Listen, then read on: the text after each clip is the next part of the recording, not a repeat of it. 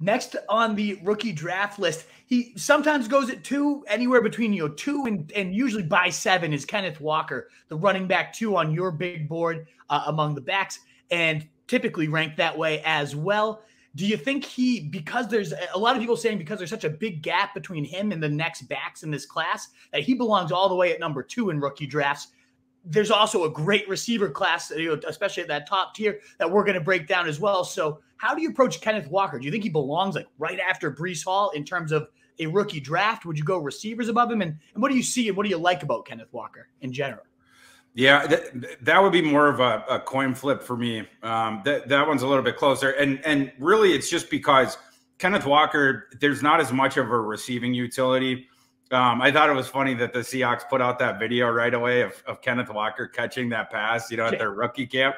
It's like, oh, the Seahawks were like, oh, look at, he could catch the ball. It's like, I know different. He didn't really do much of that in college. And Kenneth Walker is a guy who makes business decisions in pass pro. It's sort of the opposite of Breece Hall. Kenneth Walker does not want to pass protect, but he's one of the most special, just pure runners that we've seen come into the NFL in the last several years. That's his special sauce.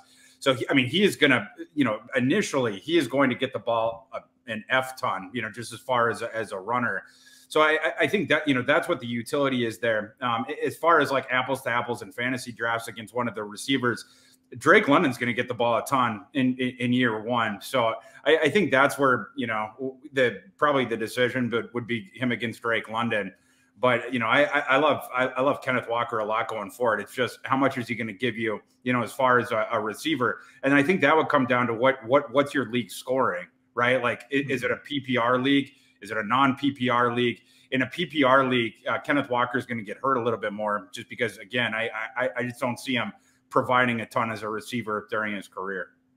Yeah, it's a really interesting point there. By the way, feel free to let any of the fuck bombs slip. This is a explicit pod. We always mark it as that. So you're welcome to let that slip anytime for sure. Do you see, Rashaad Penny obviously had that monster stretch to the end of last year. Do you think this is a committee or is Walker just that much better of a pure runner? I mean, the draft capital was certainly there where they trade up and got him. Like, what are your thoughts on, is this a committee at all, or how do you see the workload shaking out between those guys? Rashaad Penny fucking sucks. I was way too excited to get on my first F-up. There we go. I've never been a Rashaad Penny fan. I do not see him as any impediment whatsoever to Kenneth Walker. And I think that the draft equity they sunk into Kenneth Walker would tell you that they love Kenneth Walker. I think it's sort of the same thing that we were talking about with Michael Carter. I think Rashaad Penny is going to be the guy that gives him a blow, but I don't think he's going to be the guy that's stealing touches from him. I think Kenneth Walker is going to be the guy right away. Love to hear it. Indeed. And we already have Pete Carroll talking about we need to get back to our roots and ground and pound it more. And he already has been one of the most run-heavy coaches, even with Russell Wilson under center. So now you're looking at it's going to be handoff after handoff. I would be shocked if they don't lead the league in rushing. I mean, maybe the Ravens will push for that too, but it's going to be a humongous ground pie. Even if there's a little bit of a division, Kenneth Walker could still approach you. Well, especially with their quarterback play. I mean, my God, the fact that they're going to roll it forward with Drew Lock and then Geno Smith, it's fucking insane. I don't get it. Disgusting. I don't either. We'll talk about your boy Malik Will. I know you were so high on him, as was I. I love the player. I don't understand how they passed up on him as many times as they did, because that offense could be exciting as all hell. You put him back there.